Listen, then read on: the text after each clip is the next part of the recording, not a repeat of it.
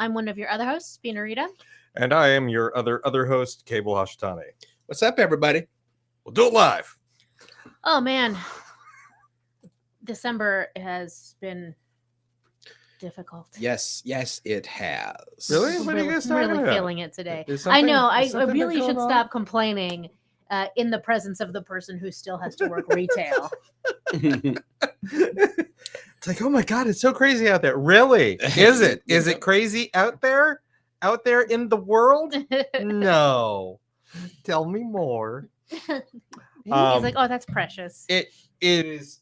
I will say that 2022 Cable Mhm. can say that in a joking tone, whereas 2020 Cable would go, really? Is it? Is it really? Is it crazy out there? You are starting to get better. Your cable is healing. Well, it's largely that 2020 Cable is like everyone's like, oh yeah, this being locked inside is really rough. I'm like, is it? I have no idea. I have no idea what you're talking about. None. So yeah. Am I blowing up the? Do I need to? Is the it doing a thing? preamp is being weird. Mm. Oh, why preamp? Brand new amp shouldn't. You know, there's a reason why I bought this system with the warranty this time. Smart. We should check in with the net. Brad, can you hear us just fine? Yeah. Did you just call it the net? Yes. Like the Did I just date 1997 myself? Okay, Sandra Bullock. 1990s Sandra Bullock. Okay. I have we not established that Cable is an old man, Cable is an old. and I yell at clouds. Old man shakes fist, yells at clouds. No, I respect that. It just kind of threw me by surprise because I know many olds, and nobody says the net anymore. Not even the olds. This is true. What do they call it? Do they call it the internets? What is the current lingo? I do think people still call it the internet. I think I see. their internets are still a thing. Them their internets? Yeah. Okay. Them there. Find me on them there internets at 1-800-528-AL's big ass storage apartment. Okay, white boy with dreads, you don't have to keep staring in here. Yeah, I'm always so like I don't know, needlessly annoyed when people are loitering over. Yeah, they fascinate me. It's like every time I'm like, go away. That's me being an old though. I'm like, this kid's loitering in my vicinity. It's they don't have anything else to do. This is something that's weird that occurs. They're like, "Ooh, what is this?" It's like it's none of your damn business, is what it is. Do you see the sign on the door? That's why I made the sign that says "On air, do not disturb." Walking back and forth in front of the door, peeking in, is disturbing. Yeah, for sure. Also, white man with dreads is disturbing. Yeah. I hate it so much. Yeah. We all do. Yeah, no, it's unacceptable. I feel like there's a higher concentration of it within Portland. For sure. That's almost certainly true. Like, I'm sure it exists in all major metropolitan areas, but it definitely feels like there's a higher concentration of Portland, probably also San Francisco. Ashland. Yeah, I wouldn't Started. refer to Ashland as a major metropolitan area. No, it's not. That's for sure. It is pretty. I'm not throwing shade on Ashland either. Like I haven't been. I've heard lovely things. It's lovely. It's the home of the Oregon Shakespeare Festival. There are many great things about Ashland. I've never been, so I'm not throwing shade. I'm just saying that it's also not a major metropolitan area. Bend is trying to become one, but Brad in the chat is quoting me. I know many olds. Wow. I'm like, I'm not ageist. I have many olds friends.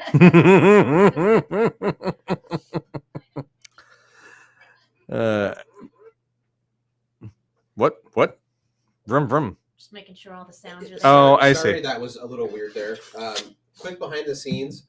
I know audio was going to our preamp, but I have nothing but error and warning flashing over here saying it's not working. That's not terrifying at all. So hopefully when our guest phones in digitally, this will still work as an input source. We're going to find out. Oh, geez. I Well, we've always got the backup, right? Yeah, my worry is that because Zoom is being all like, oh, that's the machine's name, that it's not going to take her input because it's a different. We should be good. We'll figure it out. We'll figure it out. It'll be fine. We should be good. I'm not too terribly concerned. It's just frustrating. Yeah. On that note, also, I really wish, I get it's an uncompressed audio format, but I really wish that like these types of recorders did not default to wave audio form recordings. That means like our 1 hour and 20-minute show is like 300 gigabytes. And if I don't forget to erase it all, like 3 shows later, I get this. And since I don't have my card reader on me, I can't just clean it up on my own. Gotcha. I feel like I remember this back at the old studio. There was always that used to happen with Greg's stuff. Drives everywhere. Yeah. Just a sea of thumb drives. Or You no, are- not thumb drives. Those little, Yeah, thumb drives. little flat guys. Yeah, you are correct, madam. That is Mm. exactly what used Very to happen. well. Good for me. Yeah. But everyone can hear us, so I'm not too worried. All right. If one other thing I will say though is that if you see me go quiet really quick, it is very likely because I am banning people. Right. So Why would you need to do? Oh, YouTube exists. it's the YouTube channel. The Twitch channel actually will vet things ahead of time because I put very strong. That's why sometimes even like Norm's jokes, Yep. I have to approve. Even Yep. though they're harmless because he said butts too many times or Mhm. smoke butts. But YouTube, But he's actually talking about smoked. butts. But YouTube is just the fucking Wild West, so they just anything goes through. Yeah. Oh yeah. You know. I am generally displeased with a lot of social media and the internet these days. Anyway, Yes. again, getting back to feeling like the olds. Mhm. Like, if you followed me on Twitter, I'm sorry. Now, no, you don't. No longer. I downloaded an archive of both my personal account and my gallery account, and I've deactivated both accounts. Congratulations. Thanks. It feels very small in the face of all of it, but I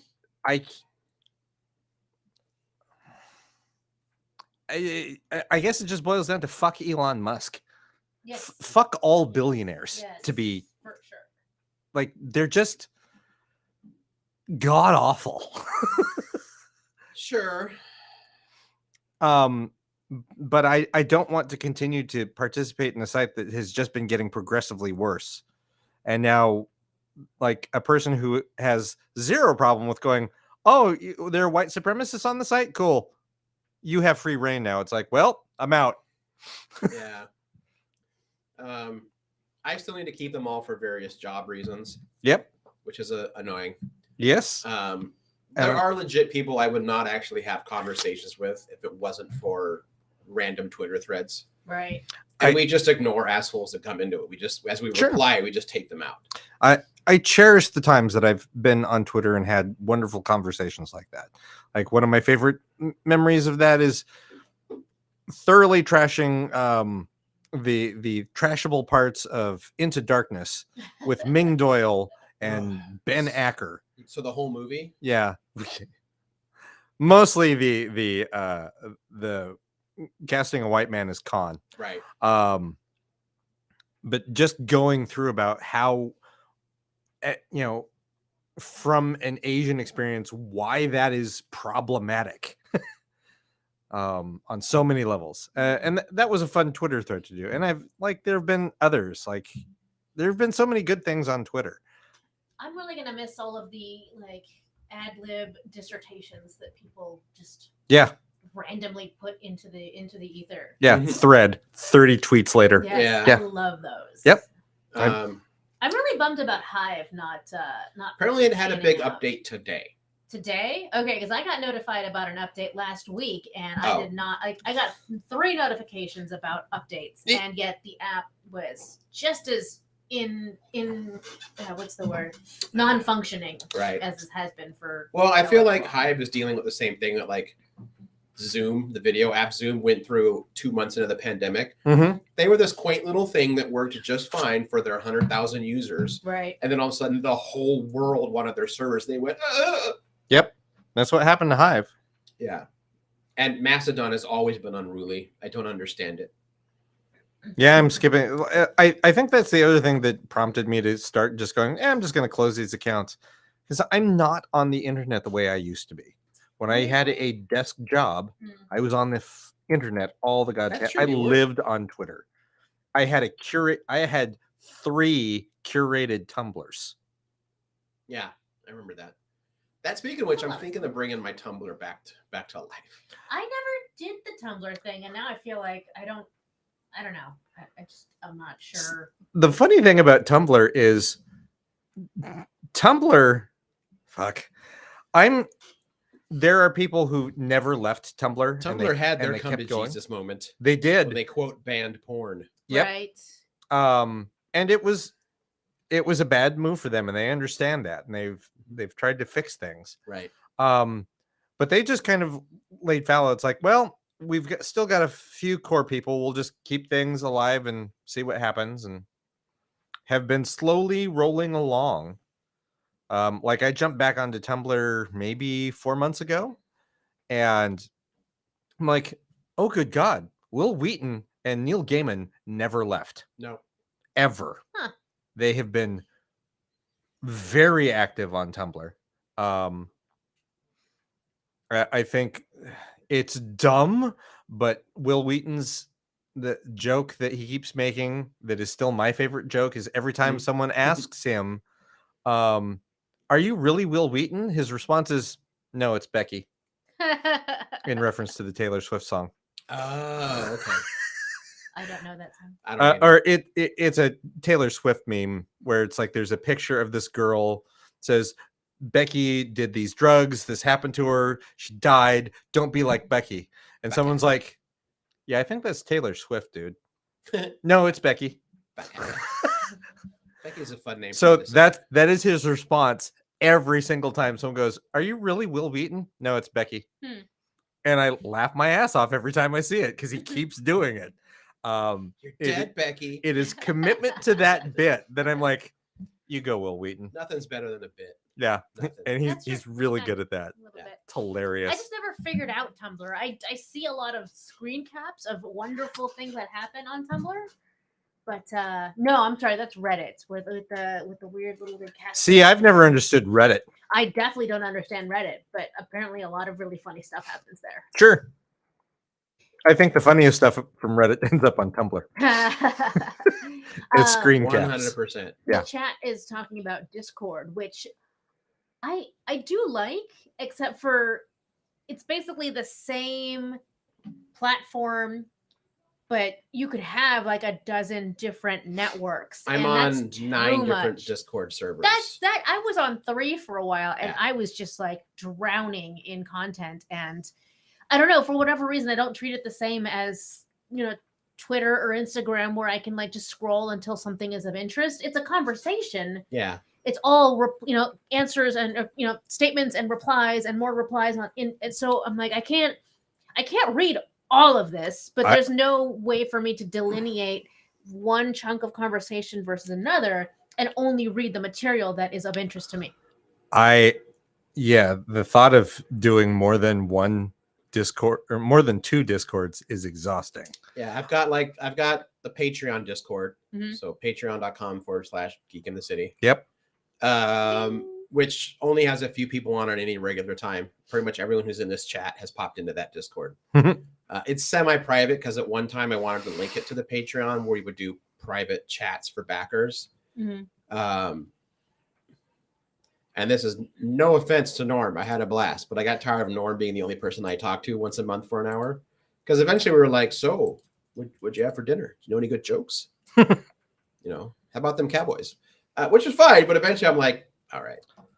I would get a lot of emails like, oh man, I always forget you're doing that. And I'm like, Great. That's never the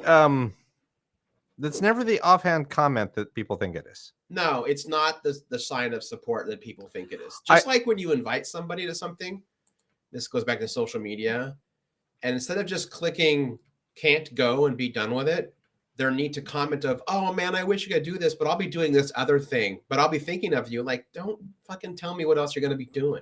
If I know you're going to be out of, yeah, it drives me nuts. I like the justification. I mean, I don't like need it, but I'm like, oh, you already have other commitments.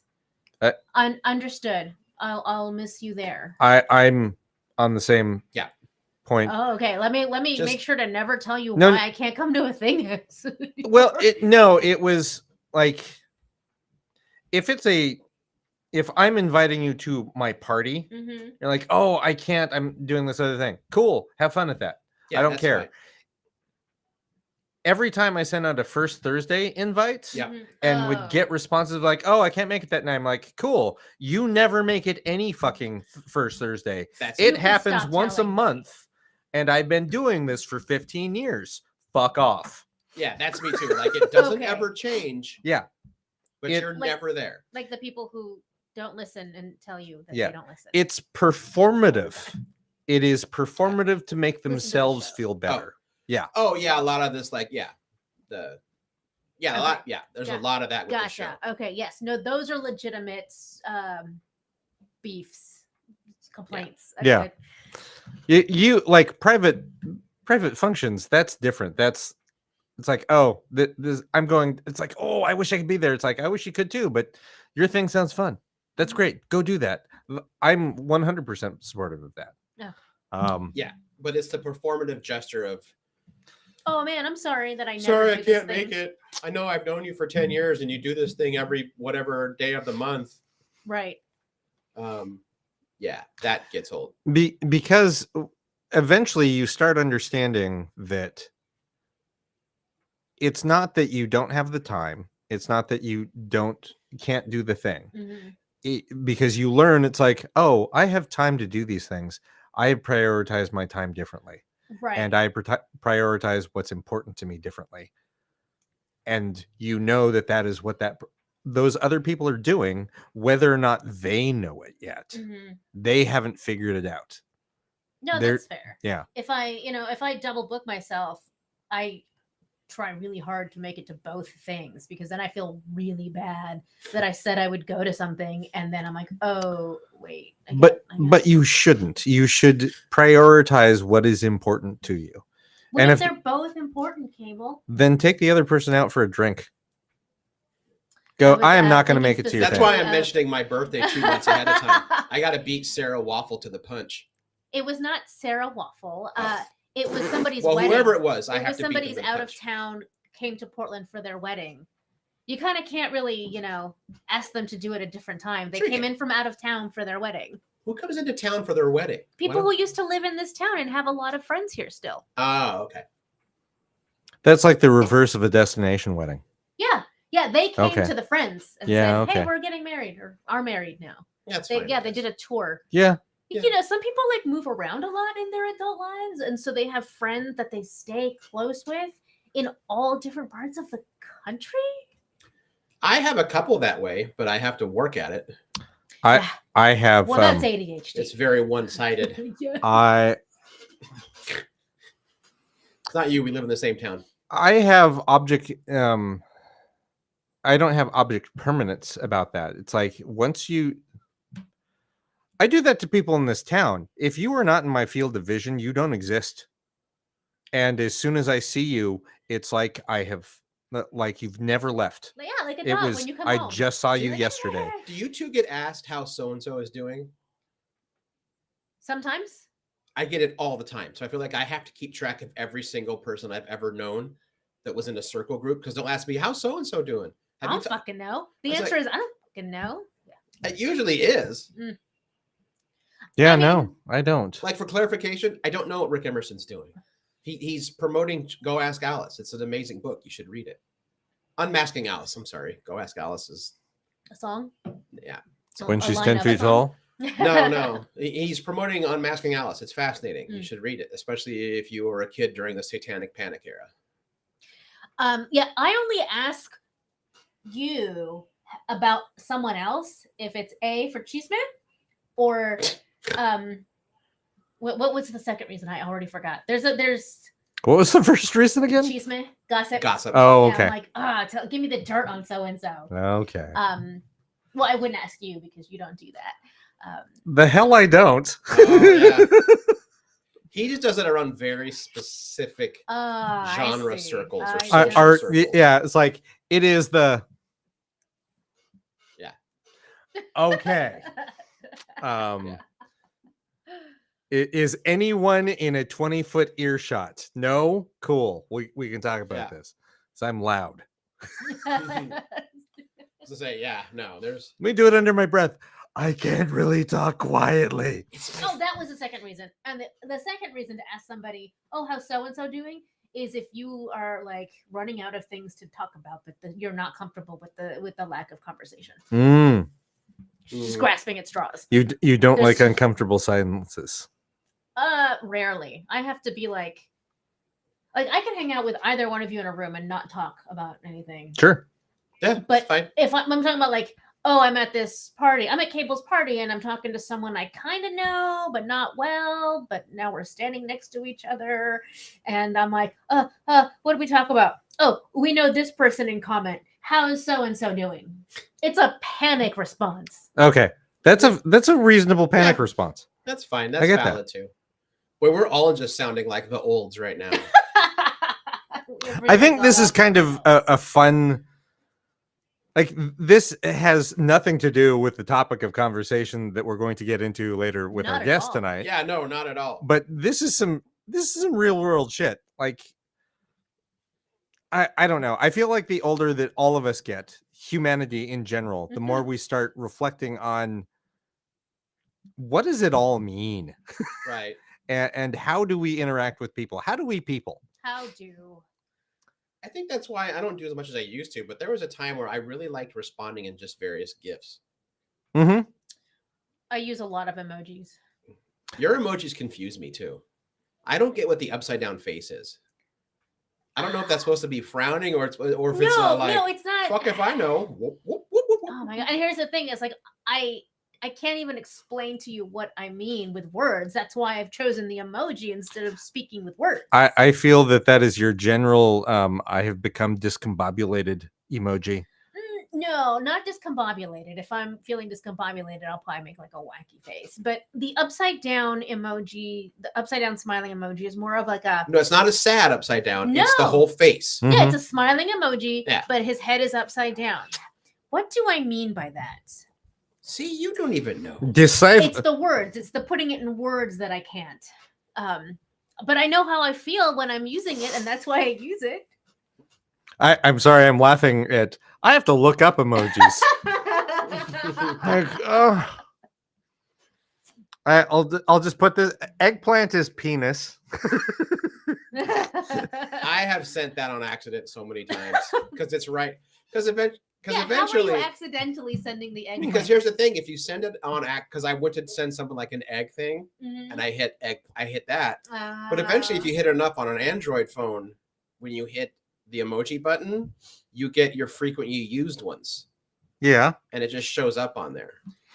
And so, I have really fat fucking fingers. So Norm says that the upside down smiling emoji is meant to symbolize confusion. That's not how I'm using it. I think the best way to describe it is like, you know, when you're like smiling and laughing, but you're actually quite like you're feeling the opposite of the smiling and laughing, but that's what you're gonna do anyway.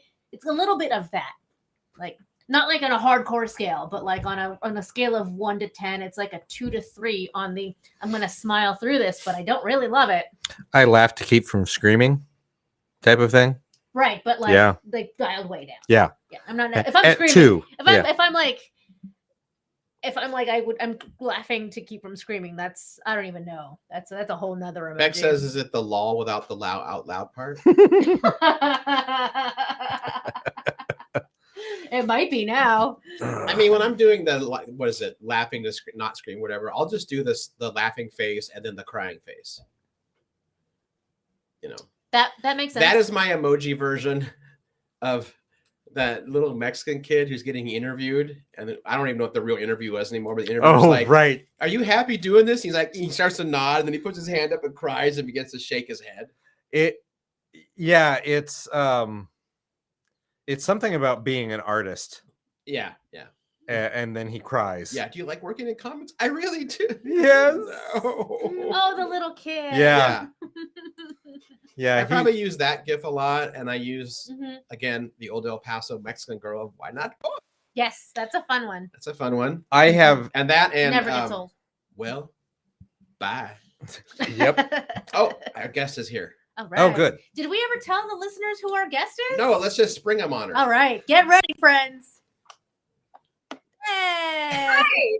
Hello. No. You caught me looking for something to clean my glasses with. Oh no. Don't worry, no one can tell on camera. That's true. Okay, but I But can't I- see super well, but that's okay. I can't help with that. I just know that my glasses are filthy. You right could if you now. were there. Oh, it's true. That's true. But I already did that for 8 hours. You hate so. filthy Yeah. glasses. What's that? Our guest tonight is Kelly Sue Deconnick. Hello. Hello. Go live on your channels. Add more viewers to this stream. How it works, I don't know what I'm doing. I'm just gonna You know click. what? I don't either. It's there. It's going.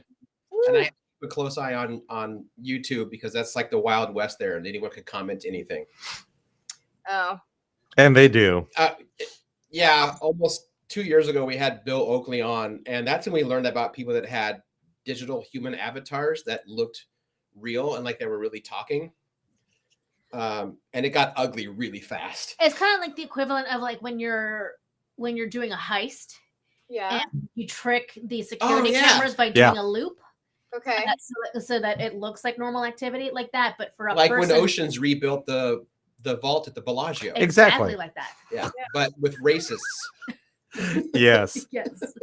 Which is less exciting. So fingers crossed, none of that tonight. Okay. All right. Sweet. Well, I just walked off camera because my dog barked. Hold on. Here. It's okay. Oh, you're wearing those Hi, blue Stal. shoes. Though. They're cool. Hi, Stella. What's that? I said hi, Stella. Hi, Stella. It's an impulse response now. And now she's mad because there's stuff in her spot. Oh no. That's the worst. I know it is. I'm a terrible dog mom. So let me just look. Oh yeah, okay. Here. Look, She needs her butt. She needs her spot. I get it. She's a little old lady. she is. She's 9 years old, and she's Oh, very, geez.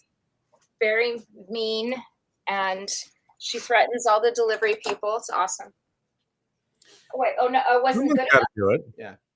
I mean, I understand it. I get annoyed when I go to my couch and there's stuff all over it, and then Jen reminds me, "It's your stuff." Like, Oh, Yeah. really? what's the point? Just let me rail at the world for a minute, all right? Anyway, hi, what's up?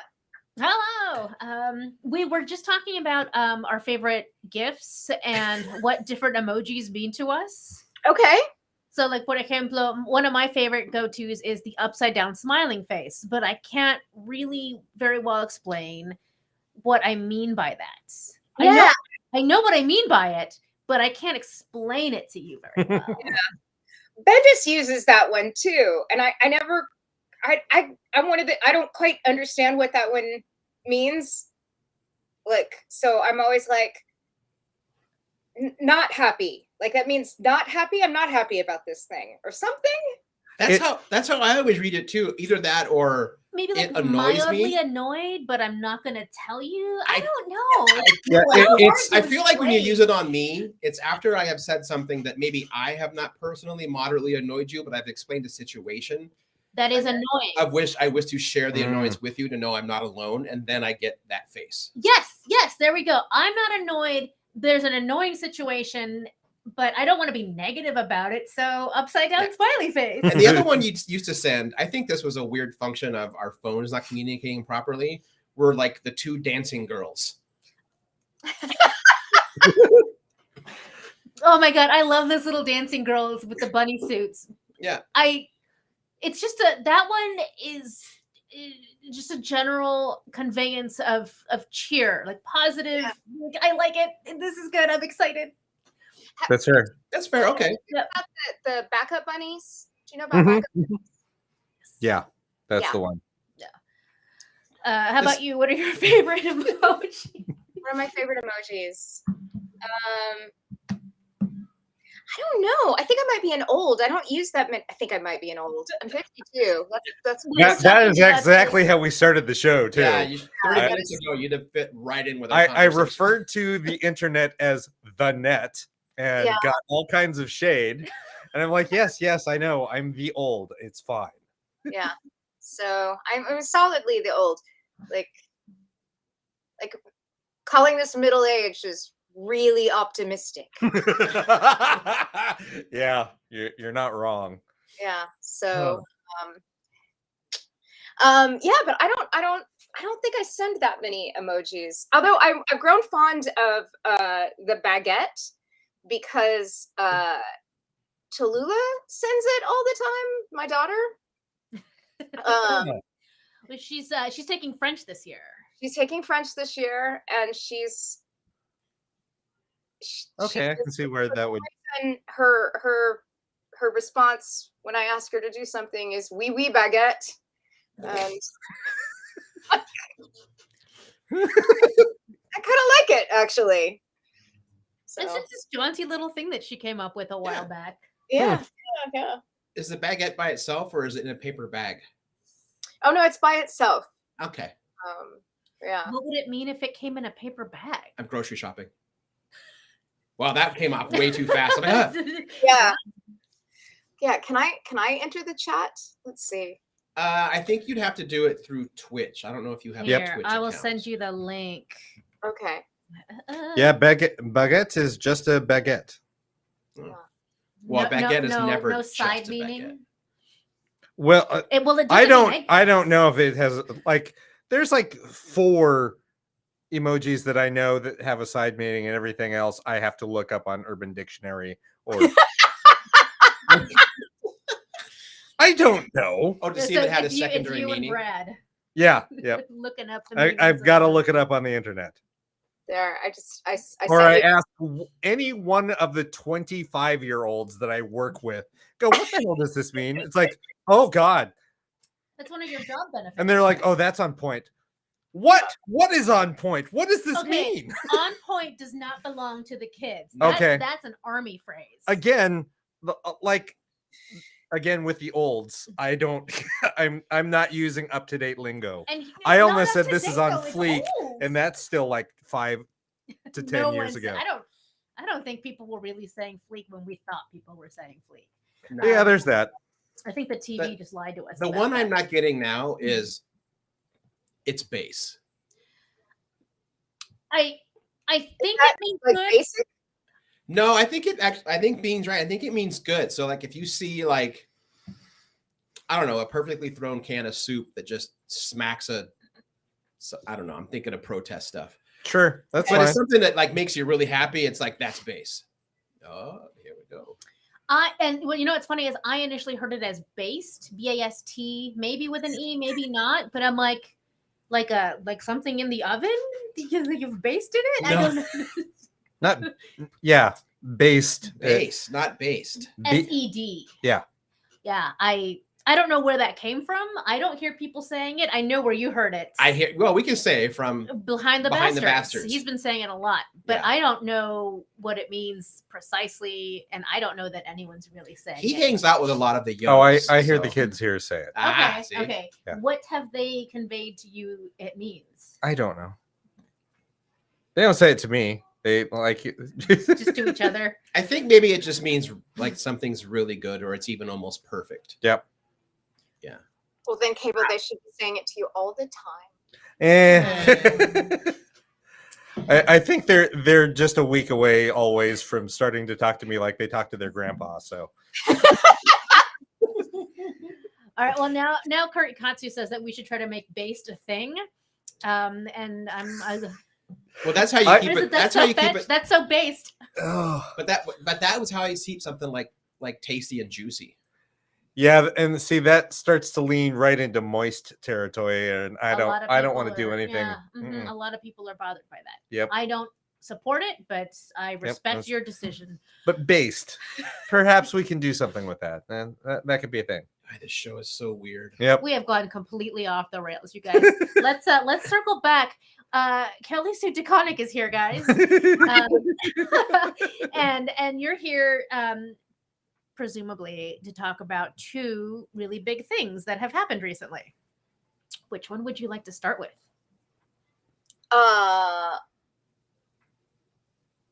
Historia. Historia. I was just thinking, like, you did the unboxing of your comps like yesterday. I was like, let's jump into Historia. Yeah, totally. And then you have to text me and tell me what the other thing we're talking about is. Yeah, I'll put it in the private chat. Okay. Why I'm having to whisper it. Oh, duh! Oh, I'm a dumb. Oh, okay. Yes, we'll talk about that too. right. Let's talk about Historia first, though. Dun, dun, dun. All right. There's some on my desk over there if you need. All right. Do the people know our connection? Yes. So we're not. Yes. All right. Cool. Yeah. So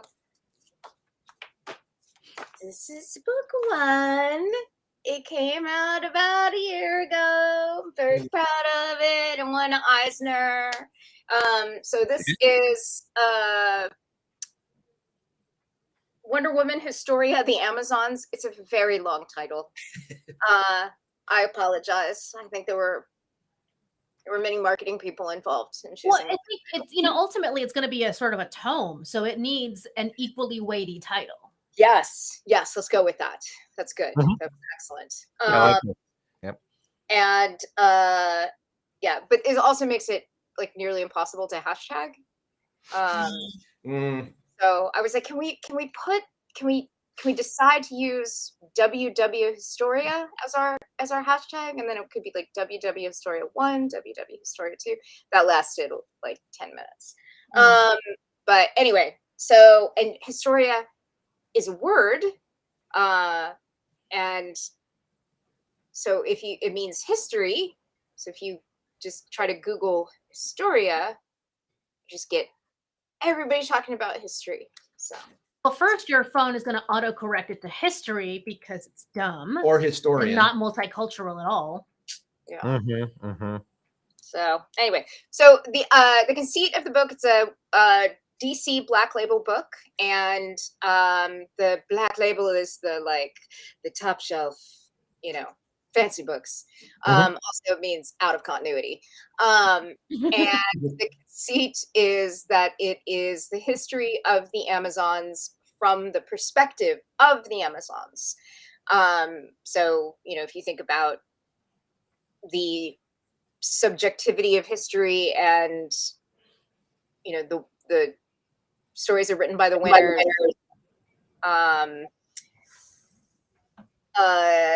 This is what you would know about the Amazons if they wrote their own history, because in the war between the gods and the Amazons lost. So first volume was drawn by Phil Jimenez, and he is absolutely incredible. It is the work of his career. And it has been an astonishing career at that. Here's some of the amazing artwork. Look at that. Yep. I think we talked about this last year, but he set a really high bar because now all of the other artists who work on this project have to play off of it, but do their own thing, and he made it so big.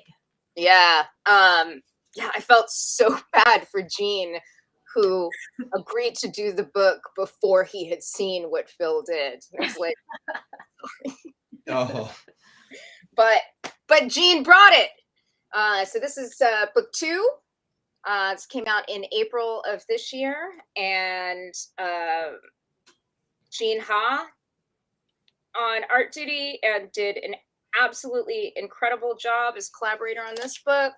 Look at this cool infographic that shows the map of where the different tribes live.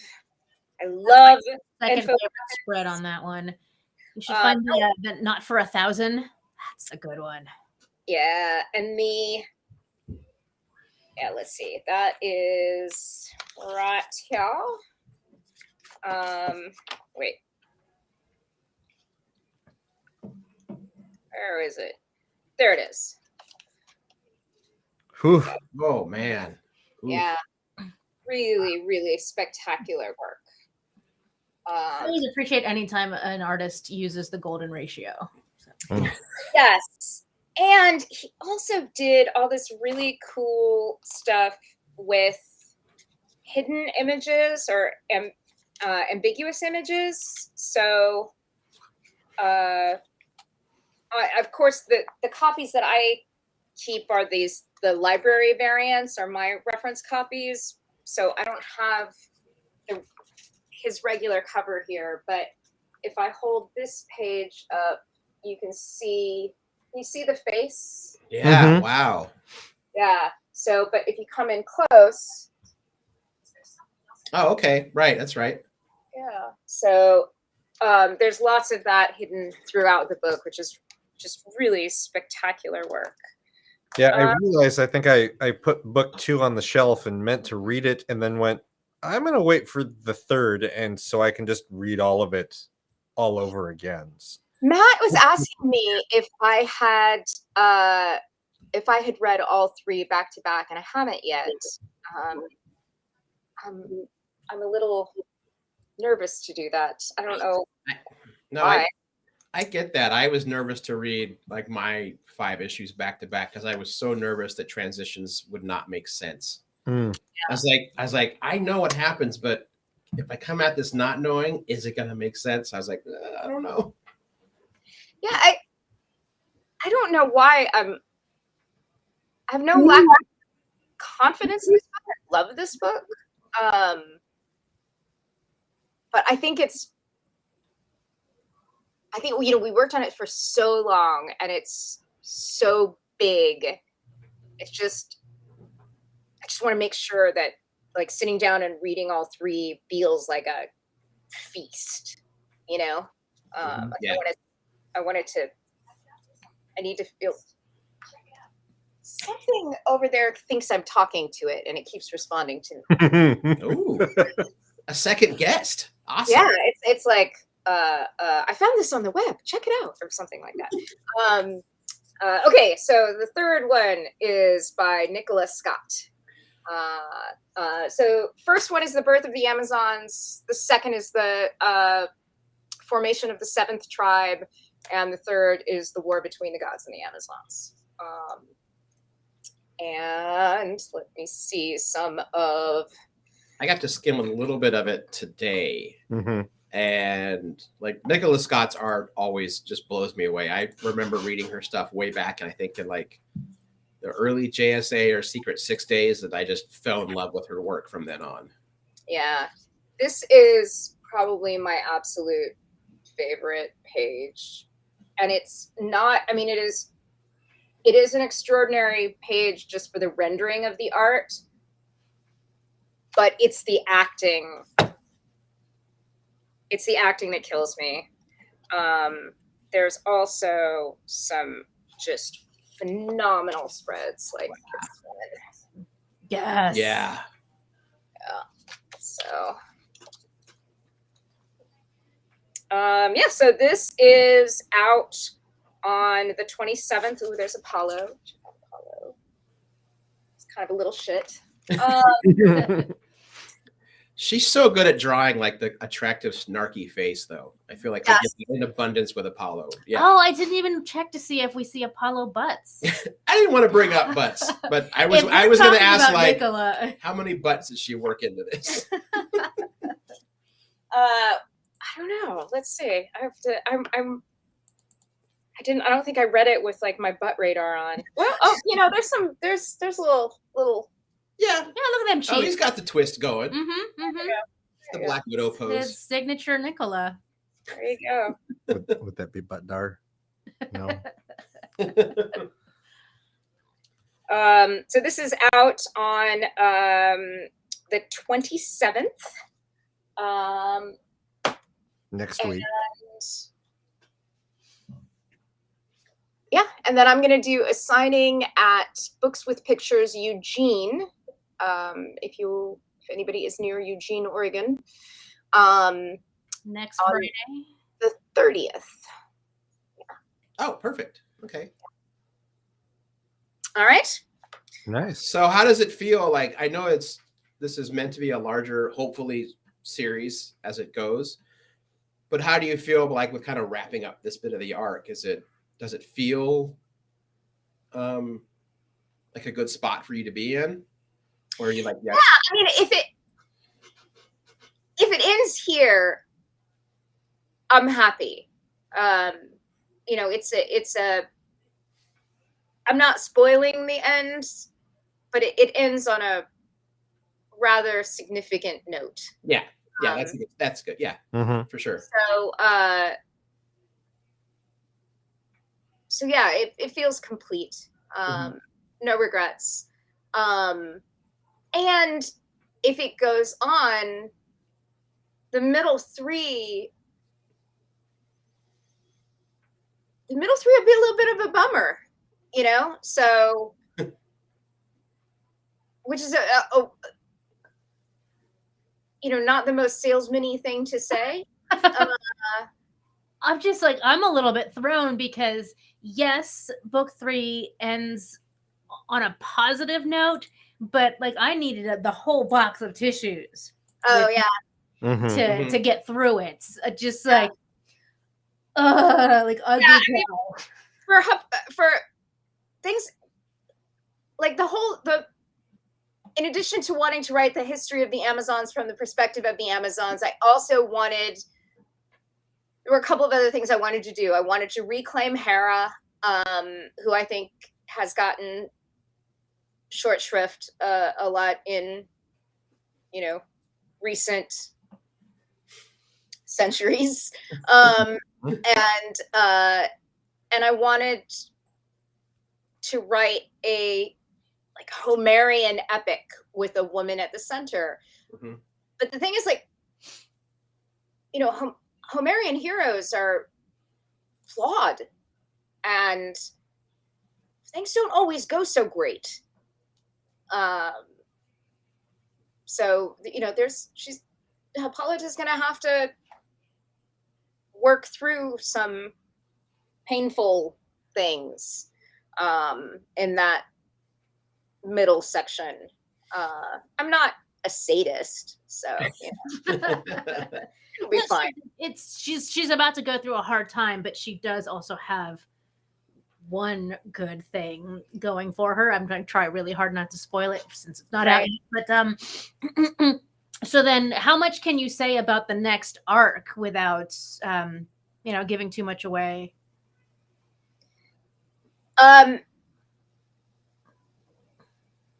I think I could say the middle part is very much the Amazons with the Amazons, the middle three. Okay. And then we open back up to the gods again more with the final three. Again, if we go that far. If we go past this, we really have to go to the end. I don't think you want to end on 6. I'm not sure that would be like ending at the end of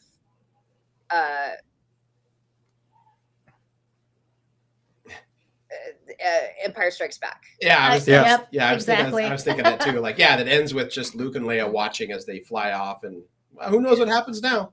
Yeah. So, but I will say this: the whole thing was pitched as beginning. That was Stella. I don't know if you heard that. It was pitched as beginning with the first time that. Doing that. Is that my computer? I can't tell if it's your computer or like an iPad or something. I don't know what is happening over there. Yeah, it might be one of our iPads. I don't know. Yeah. It may be yours. It's haunted. I like how it keeps telling you to check it out. Yeah, check it out.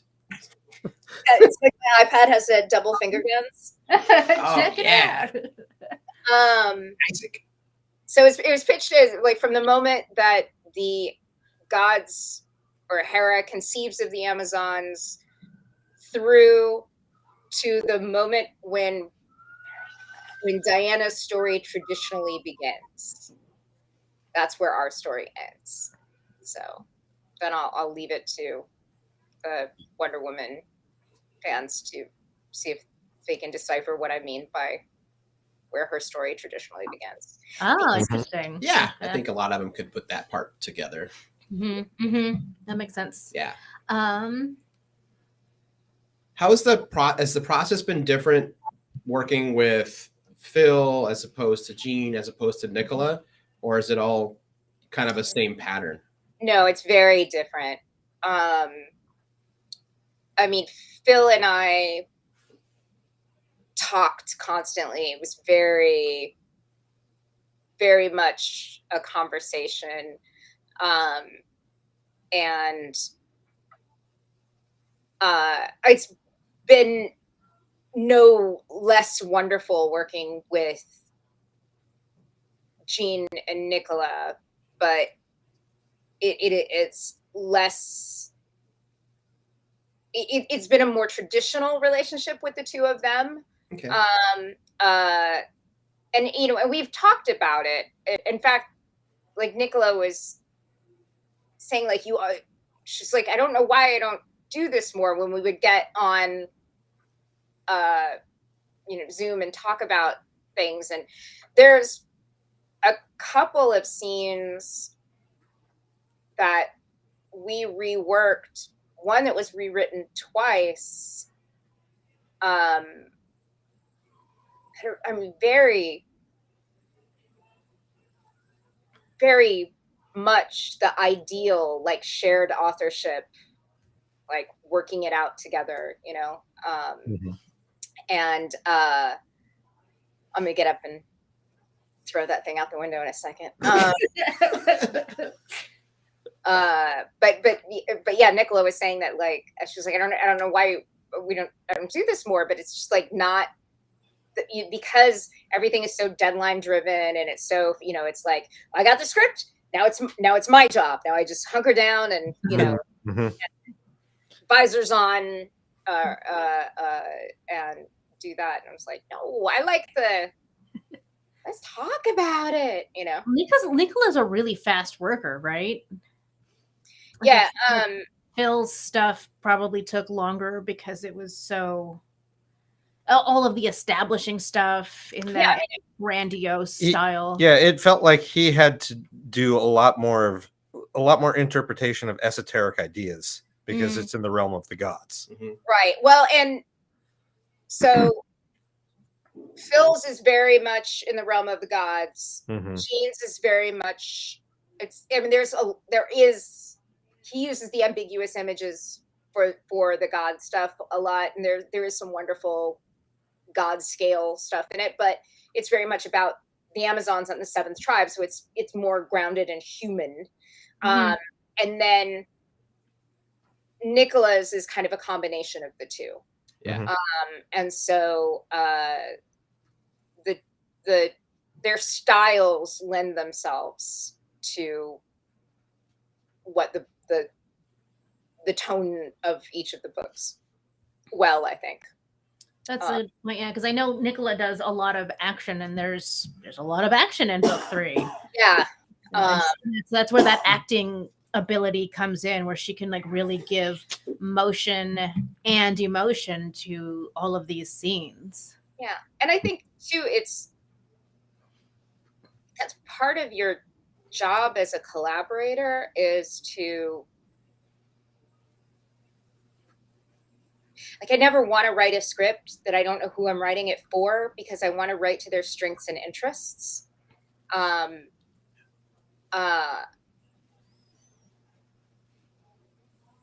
You always, I think that's part of the job when you're working in that style, is to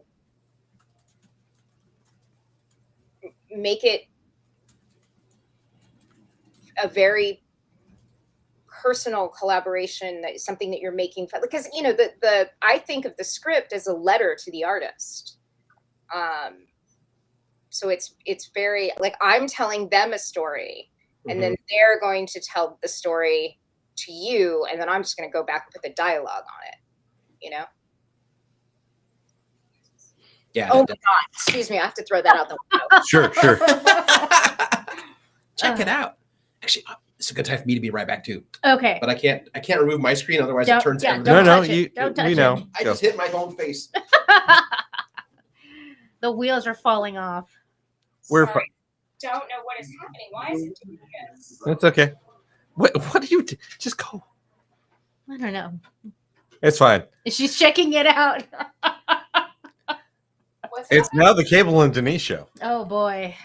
Dun, dun, dun, dun, dun. Boom. Vamp. I'm right here. I can't hear you. That's great. Now I'm actually a little, I don't know why, but I find myself thunderstruck by the term "the script is a letter to the artist." That I have never heard anyone describe it that way before, and that is incredibly accurate and beautifully poetic at the same time. Yeah, no, it's Thank you. I very much that. It's because, like, if I watch you guys through this, I might be repeating myself, but there's this sort of hierarchy of formality in scripting, and it has to do with the number of, well, it has to do with a lot of things, but it has to do largely with the number of people that are going to read the script. So the most formal script that you can write is a stage play. And there are really specific rules for writing a stage play. It is bad form to direct from the page. You really want your stage directions to be as minimal as possible. There may be times, particulars of a set design that are required that you'll have to put those notes in. But for the most part, you want to leave it up to the interpretation of the company that's producing the play. And with the stage play, you know, if you're Shakespeare, I'm not, but if you happen to be, your play is going to be produced millions of times over the years and read by millions of people. Mm-hmm. So that's the most formal you could write. The next most formal coming a step down, so many productions, right? The next is a film.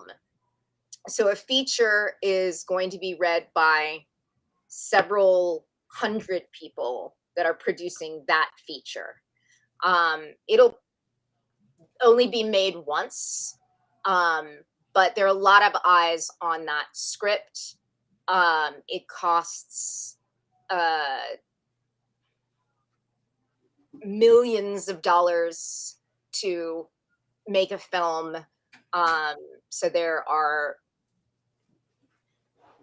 a lot of people weighing in on it. The script, you know, if you don't write it in final draft, no one is going to take you seriously. Or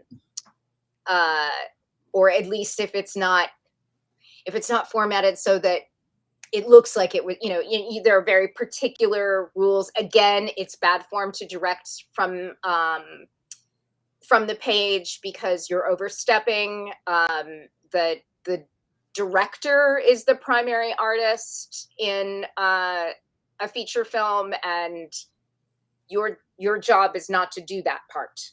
So, you know, you need to make sure you're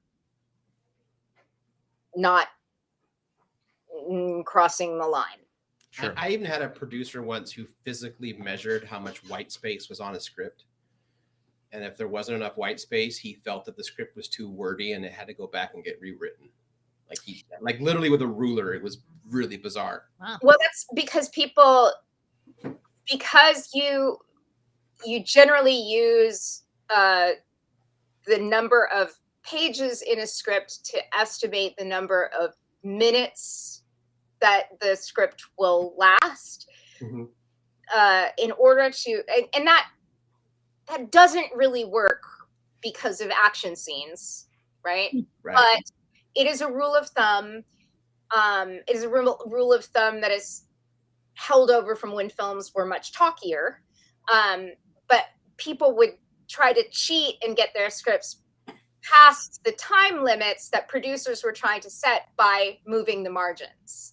So even though that does seem like shitty and pedantic, there is a reason why those are agreed upon standards, is because it allows a producer to estimate how long this script will translate to in actual time. Sure. Right? I'd never heard that. Yeah, so one page of script dialogue is approximately a minute. Yeah. Ish. But so if you screw with the margins and you have a lot of action scenes, you can write a really long script that somebody, because you think all this stuff is important, but then the person who somehow miraculously, the line producer gets it all shot, but we still only have, whatever it is, 47 minutes of airtime, and some poor schmuck has to cut this down to 47 minutes, right? Right. Well, you want to take care of that problem in the beginning. You want to produce something that's going to be as close to 47 minutes as possible, right? I mean, you can go over it a bit because there's going to be definitely things that are cut out, but nonetheless. Right. So it does seem ridiculous, but there's some good reasoning behind it. And also, it tells you something about who you're dealing with if they're cheating, right? So,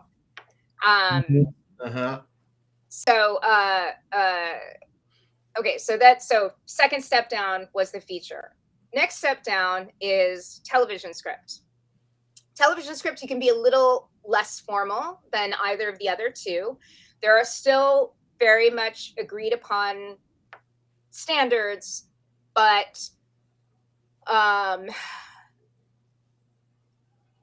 television scripts there's only a couple hundred people involved as opposed to the hundreds of people that are involved in it's maybe not even a couple hundred.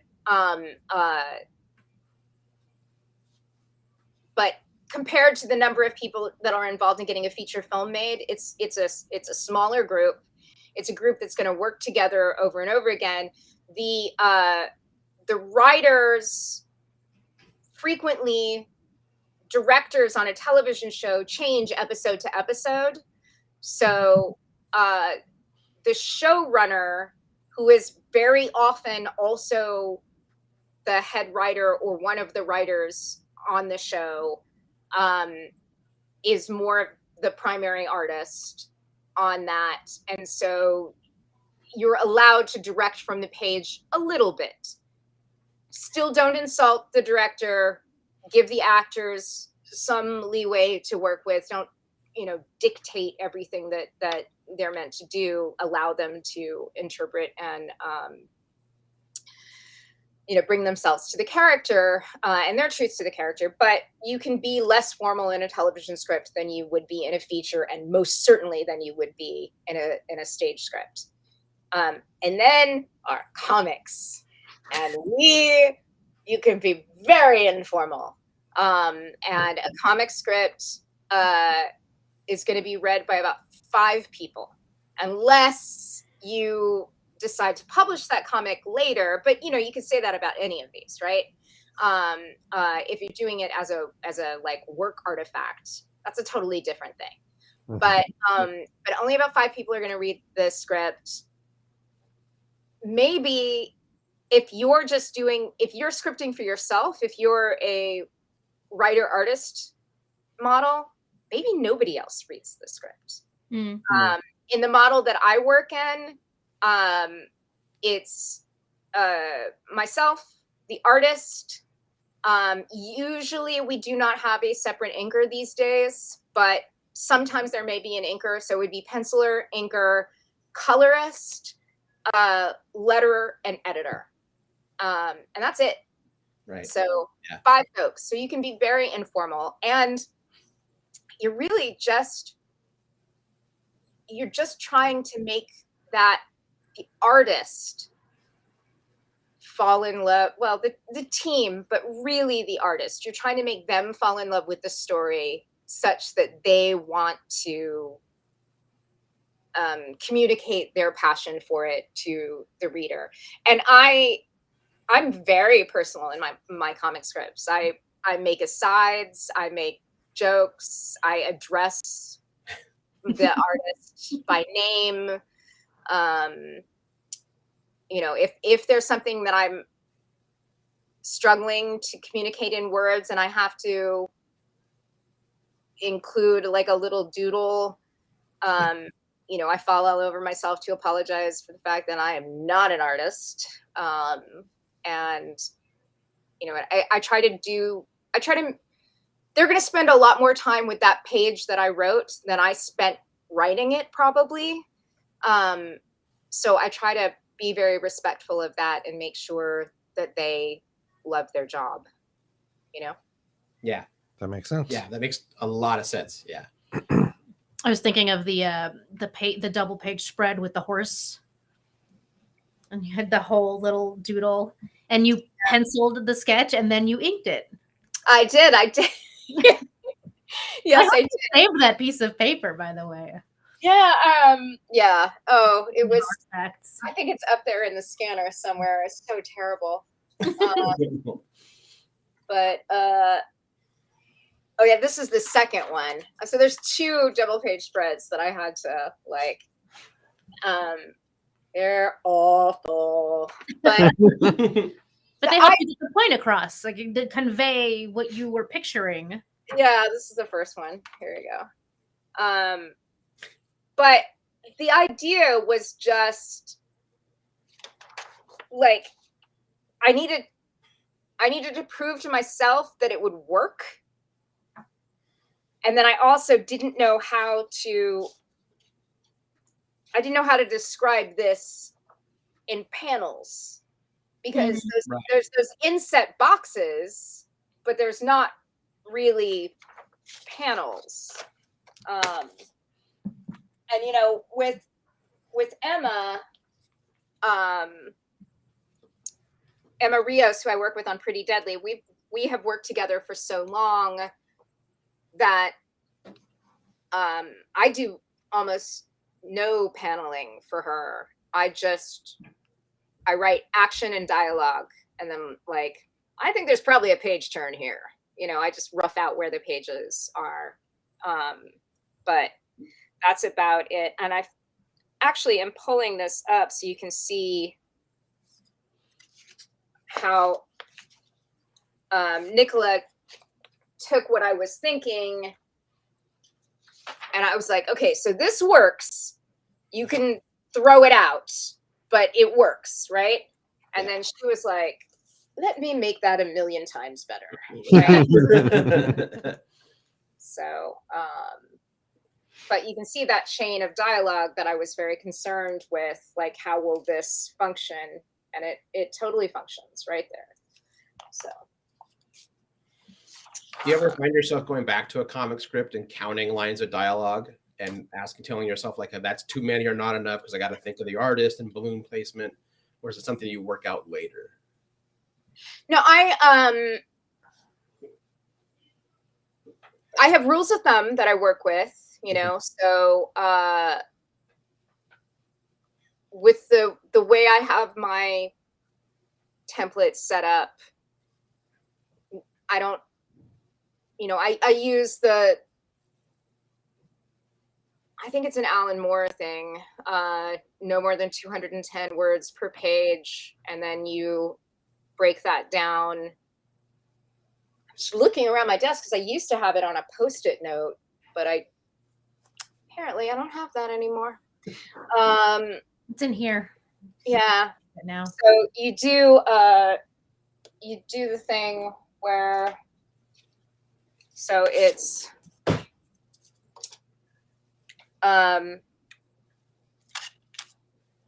so if it's a splash, you can have 210 words on the page will hold 210 words. That'd be a lot.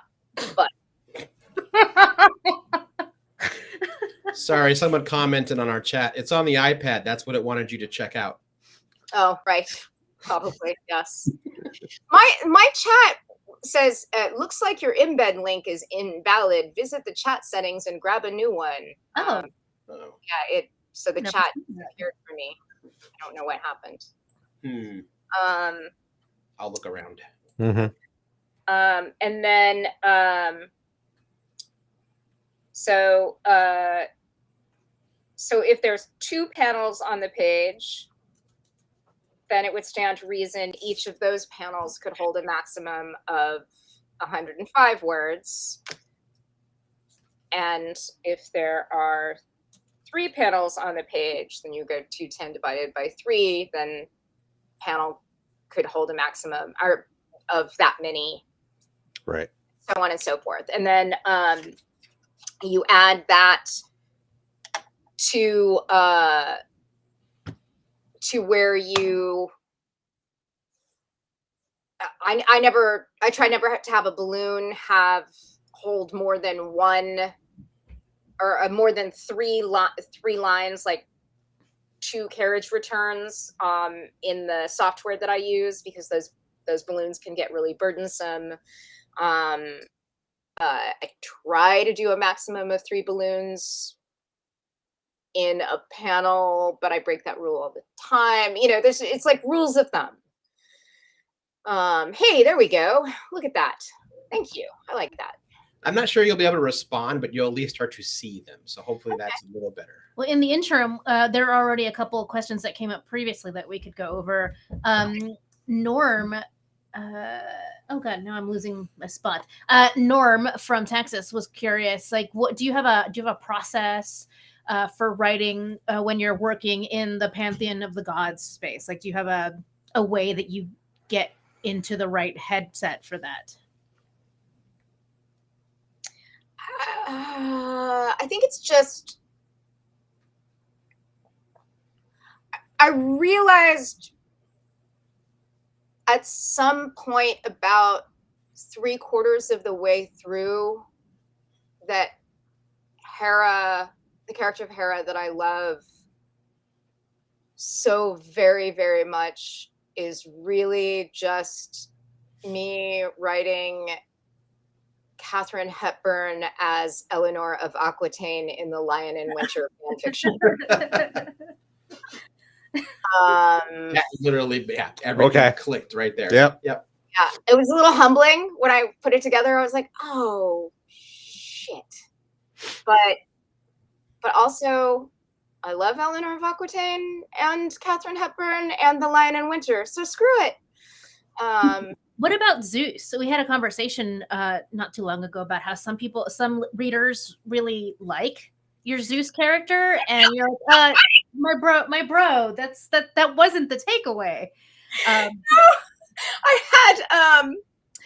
had a friend of mine like give me some just really wonderful compliments on Historia 1 when it came out, and I mean, it was this is a guy that, like, we usually just give each other shit, so to have him like write such a sincere, lovely thing was really quite moving, and I love him and I love his work. But he also said to me something about how, like, it would have been tempting and easy to have written Zeus as a simple ass, but you like made him more complicated than that or something. And I was like, I think it was, yeah, something like that. And I was like, not intentionally, like, really, I think he's a simple ass, but like, my bad, I'll fix that. so condescending. Yes. Yeah. Yeah. I get mad. I reviewed issue 1 in preparation for this, and I'm just like getting angry in all of his scenes because he's just so smug. Yeah, you got a little Artemis in you. Yeah. Probably. And then like the more pissed off she gets at him, the like more adorable he thinks she is. Ugh, It all so much worse, right? it's gonna Mhm. rip something. So That's another one. Artemis. Artemis is probably my favorite character in the whole series so far. How Yeah. did you come arrive at her personality? Tallulah, Yeah. my daughter. Yeah. Yeah, and even Phil was like, oh, I'm totally using T for this. I was like, yeah, that yes, yes, I get it. I think there's something Phil said there was something in the first script that I said like she always has skinned knees. That was like that made it click for him. It's pretty good. Yeah. So That's pretty like permanent childlike Yeah. self. yeah. Well, she's and you know she's like they're both brats, Artemis and Apollo, right? They're twins, Mhm. and in the in our take on them, they're both kind of bratty, but she's the kind of bratty that I enjoy. And he was described as like he looks like a J. Crew model boy. You know? Yeah. Just petulant. Yeah. Mhm. Everything is clean and orderly and Models at Abercrombie and Fitch. Mhm. No one's ever told him no. yes, Yeah, no one's ever told that guy no. exactly. And he is legitimately beautiful, but it's really annoying. We So- are getting close to the end of our time, and I really wanted us to be able to talk about the other thing too, because that's Okay. that's a really big deal. Yes, cheekbones that could cut glass. Where are you from in Texas, Norm? I grew up in Texas. I grew up in Austin. Okay, so let's talk about the other thing. The other thing is, while we're waiting for Norm to tell us where he's from, is I have a show, Longview. Okay, cool. Yeah, I went to University of Texas at Austin. Look at that. As the theater majors said, because we have to make everything about us. So theater, I haven't done theater in maybe 20 years, but I got this gig 2 years ago during the pandemic to write a stage show for the Wynn Resort in Las Vegas. And the show is called Awakening. And it is it's like Historia. It's a myth-sized story because we needed something, that would be very simple, very universal, would kind of last. The last show that ran in that theater ran for 16 years. So, we want something that's kind of evergreen and human. And so it's a love story, but in a myth space, a really love story between light and dark. Like God is light and darkness are the two gods in the story, and then these lovely human thieves that help get them back together. And I'm super, super proud of it. It has 60 dancers and actors in it, and I love them all, and I want to adopt them all. And I got to work with some of the most phenomenal artists I will ever get to work with. Baz Halpin, who traditionally directs concerts. So he's done, he directs Katy Perry and Pink and the Jonas Brothers and Harry Styles and Tina Turner. He showed me a picture of him and Tina Turner. I was like, I'm so jealous.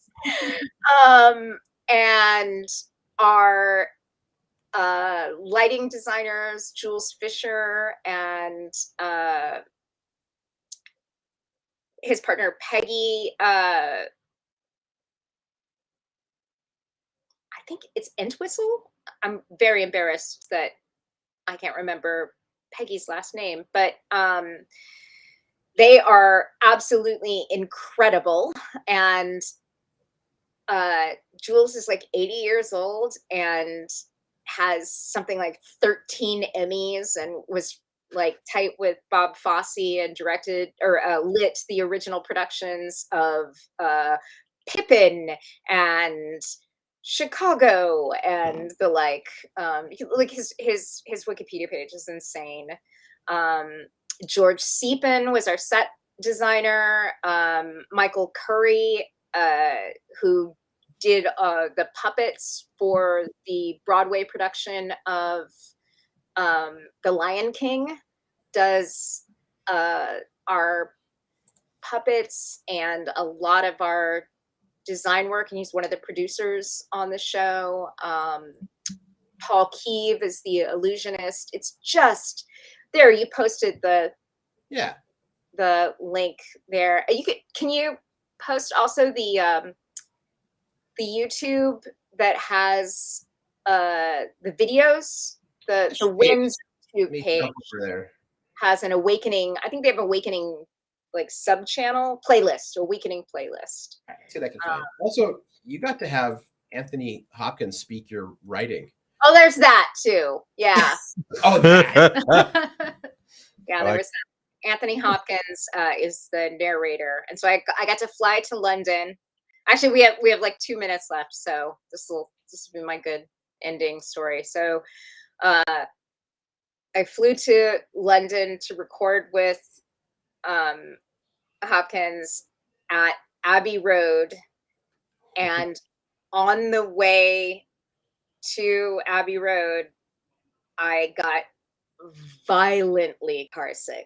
Like, oh my God. I never heard this story. Oh. So we were in terrible traffic so the car kept going like this, and I was riding with my back to the driver, and I had my glasses on that are the like mid-range glasses, which already can make me sick if I'm not careful. And so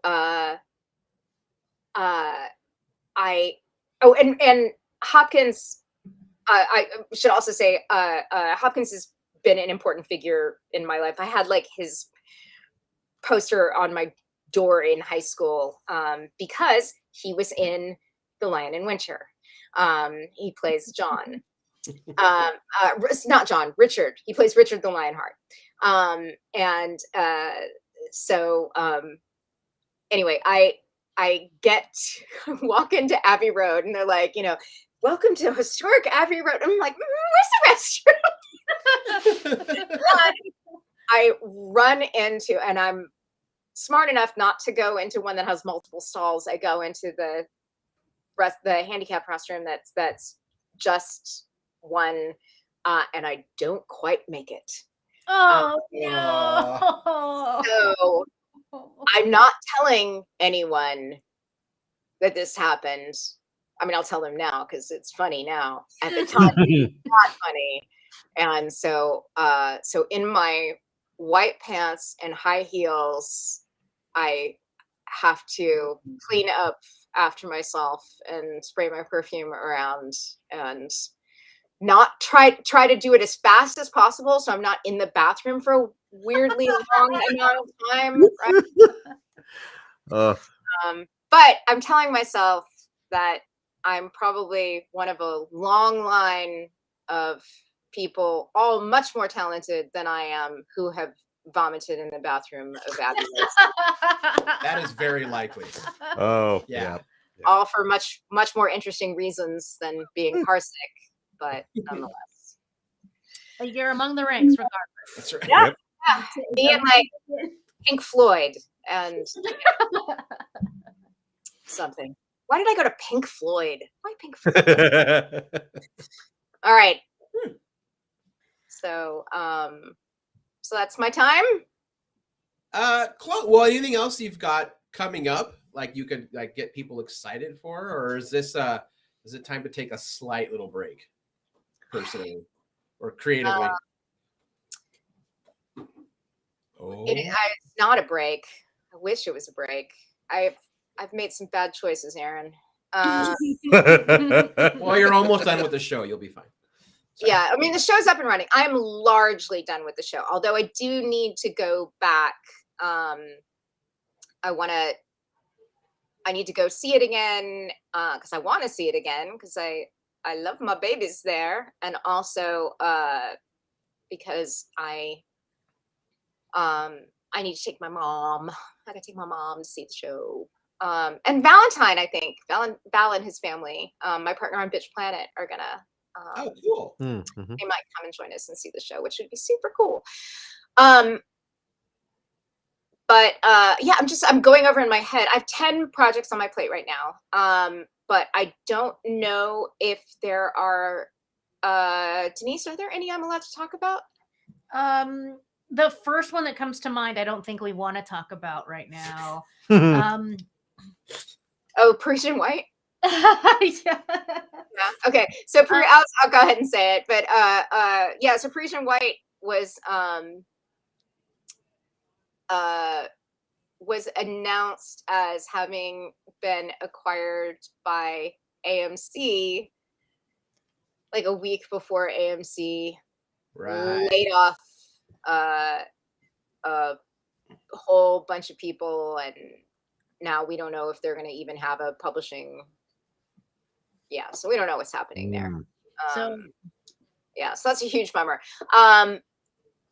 That I will say though, I have had several folks reach out to me about it since that announcement was made.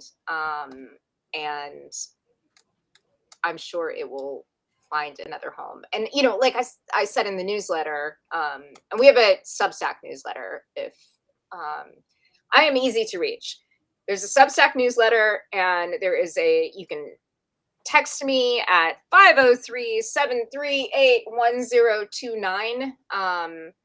And that is my community. And if you text the word milk fed, I'll send you updates of any, like I sent an update about this, anything that Matt or I are doing, my partner, my husband, Matt Fraction. And if you send BGSD, which stands for Bitches Get Shit Done, I will text you little motivational reminders to take care of yourself and drink your water, make things happy. And what's the other one? Oh, you can also text Visible Women, and you'll get on the Visible Women update. And I have I'm trying very hard to move off of Twitter. So right now, my favorite, I'm on Instagram a good bit, and my favorite like Twitter replacement, I tried Mastodon and I just did not have that in me. But I really like Post News. So it's post.news. You have to sign up for the waiting list, but it's really, really great. I was trying to sell Denise on it earlier today. I didn't finish because it wanted me to tell them something about myself, and I panicked. Yeah, that tracks. I'm out of steam on the biographies. Oh, right. Yeah. Right. I always write like big hair, small stature, and just leave it at that. Am I stealing that from you? Space buns. Space buns. That's right. There Your you space buns, remember? Yeah. That's true. Yes. That is how I am known in these parts of Guardian Games. There you go. Excellent. My one very specific coworker. That's all that of mine. matters. Yeah. Chiffon is all that matters to me. There you go. Yeah. Oh, she listens to this show. She's going to freak out that you've said her name. Hi, Siobhan. Yeah, post is great. There's still somehow more Elon content than I would like, but at least it's not. I'm not putting money in his pocket, and the good news about it and the bad news about it are kind of the same. It's a they're doing a very slow, very responsible rollout. So because they're doing a very slow, very responsible rollout, not all of the features are active yet, and they're only letting a limited number of people in per day. They're adding a limited number of people per day so that they can kind of keep everything from getting overloaded as they work it all out. But R.I.P. Hive. yeah, right. But the comics community there is getting bigger every day, and the news community there is very strong. So if you are used to getting your news from Twitter, then Post is very much for you. And there's also they're working with some smarter business models, I think, than a traditional advertising model. They've got these micropayment things, so you can tip when you join. They give you basically like 50 cents in your account, and you can tip people in any increment that you like. But like if somebody just does a tweet that makes me laugh, I give them a nickel. And it's just to kind of get everybody used to the micropayment model. And then I think that they'll be monetized by, I think they take like a cut of, if you add money to your wallet, I think they take a cut of that. But it's not bad. And I prefer that. You got to monetize this stuff somehow. And I prefer that to what comes from the advertising model. And I also really like the idea that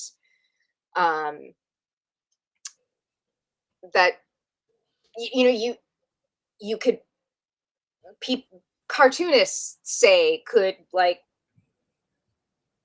make another income stream there. People can add paywalls. I don't know why I'm doing I'm commercial for this, except that I'm really enthusiastic about the potential of it. Yeah, it sounds kind of nice. I've been looking for something pivot for a this. while. Visible Women was a way that you were trying to get more support and visibility for female identifying artists and writers, and that initiative was started on Twitter, and Twitter is imploding. So now maybe this is where we can like really make it happen and put money in the pockets of those very same artists. Yes, we have big plans for Visible Women going forward, but I can't talk too much about that. But yes, it is not going to be centralized on Twitter anymore, for sure. I'm trying to get off. I don't know why I haven't actually just nuked my account there. I kind of am a little bit disappointed in myself that I haven't. But we opened the show with the fact that I did it like 2 days ago. Hey, congratulations. Thanks. I did it to both my personal account and the defunct gallery account.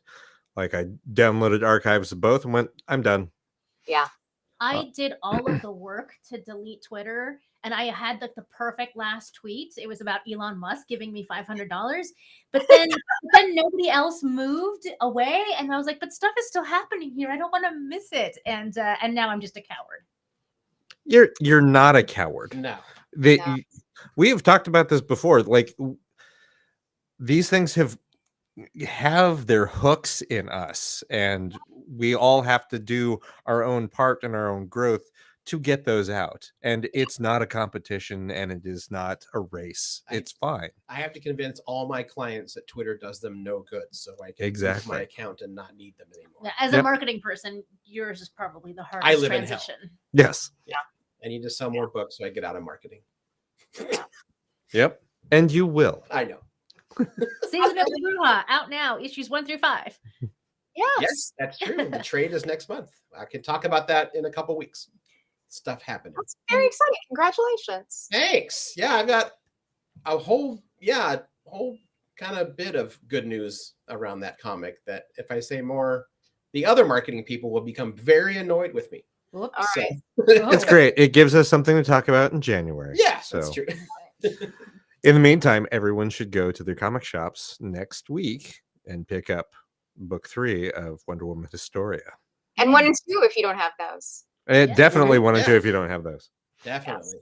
So, all right, sweet. Thanks, you guys. And if you find yourself in Las Vegas, please go see Awakening at the Wynn. I definitely want to check it out. Now I have a reason to go to Vegas. Group trip. Now Okay, now done. I have 2, but the other one's incredibly embarrassing, which you both know. Not Ooh, not somebody has to tell me that later. Oh, Yeah. it's my weird obsession with paranormal stuff. I want to go to Zach Baggins' haunted It's museum. not weird. We've been It's trying so to do weird. this. Okay, fine. People love paranormal. Whatever. Stuff. All right. Don't be weird. Do you know about Omega Mart? Because I might have a third reason. I do want to go to that. Our friend Matthew Clark went there Yeah, that's about true. a year ago or so, and it sounds amazing. Yep. Yeah. Yeah, That's that's really okay. Now there's 3. That might have been this year, actually. It's hard to tell. Like, 2020 was 10 years long. And if it's your thing, the Atomic Museum is also really fascinating and terrifying to be at. There's apparently also a mob museum now. There is. Wow. Yeah, which I have not, the whole time that I was there in production, I was pretty much just going from my room to the theater and my room to the theater to a restaurant to the theater to a restaurant to the theater to the room. I guess their big claim to fame is they rebuilt using the bricks from the Valentine's Day massacre. They rebuilt it in the museum. Oof. Yeah. All right. Yeah. I might need to check that out. Cool. All Go right, to friends. Vegas. Go to comic shops. Yeah. Thank you so much for popping on. It was a blast. Oh, thank you for having me. Yeah. All right. I will see you tomorrow, Denise. Tomorrow. I'll see you We soon, I have- hope. All right. Bye. Take care. Bye. Bye. This is the weird thing where I don't remember how to leave. Just close the browser. Here, I can here. All right, I'm gonna Give her boot the you. boot. Ready? Okay. Bye. Oh, but she's still in the background. It's fine. She can listen in. There Yeah, you go. technology.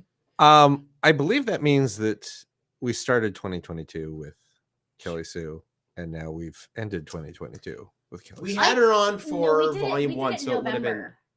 It was November of last year? I know for a fact because it was the same week that I interviewed in person. Oh, okay. So I talked to them. Oh no, not in person, via Zoom. That's right. Well, no, it was both. It was both. So I saw Matt and Kelly Sue via Zoom 2 days in a row, and then I went to their house Cool. in November. It just seems like I guess that's right, because Historia came out in January of this year. No, it started No? last year. Yeah. Did yeah, it? Yeah. Yeah, because I had to write about today for a publisher, like my favorite Right. comics are 2022. And I'm like, look, it came out in 2021, but issues 2 and 3 are this year. So I'm counting it. It's Okay. on my list. Yeah, I- it's I am- 2021. It was very near the end of the year. Yeah. Sure. Yeah. I'm just retconning it in my brain that we started the year with her and ending the year with her. So there. We'll say that. Well, it sounds good. It In a sounds way, good. we're not that far off. Like we ended 2020.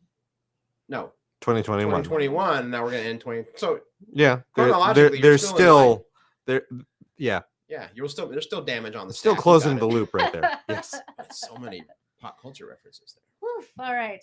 I think we've used them all up, right? No. We have not. The You show, know was, that the show is- was pretty base. I can tell you that. God damn it. I'm gonna go home and get basted. By the way, I did actually end up putting in my post.news like waitlist, and I did use space buttons as my bio. Good. Good job. By the way, you're both gonna get Facebook messages. Hey, your friend Aaron Durant has referred you to post because apparently it puts you. Oh yeah, it it's ups too your late odds. because I already did the thing, and I definitely put it on Facebook and Twitter. I'm like, oops, I dropped this link to post. That's fine. It's too late, my son. Yeah. It'll be fine. And then a quick little thing. If you are a Patreon of the Geek in the City Patreon and you haven't noticed, I've been doing a super nerdy 12 days of magical items. Yes, you have. And they've been kind of fun. They're fun. They giggle and they make me laugh. They're fun to do. Some of them are downright mean. Like for creative players, like today is the invisible paper. Anything you wrap is under the effects of the invisibility spell. It's pretty fun. Womp womp. Yeah, or the shackles of the damned. Oh god. Yeah. I think that's a wrap on 2022. Yeah, we will not have a new show next week. I might upload Yes Virginia's or Annie Claus, but if you also search the site, it's on there still. I don't need to re-up it again. But listen to it. It's fun. Yeah. It's some of the most fun I've ever had doing radio. It wasn't live, but it was still fun. A lot of fun to do. And every single voice on there is collided myself. Even the sound of a reindeer dying. Oh boy. Nice. Yeah, so we'll see everybody next year. Thank you again for being with us and supporting us. I know the last few months, like some growing pains of being live again, but I think we kind of got it locked down.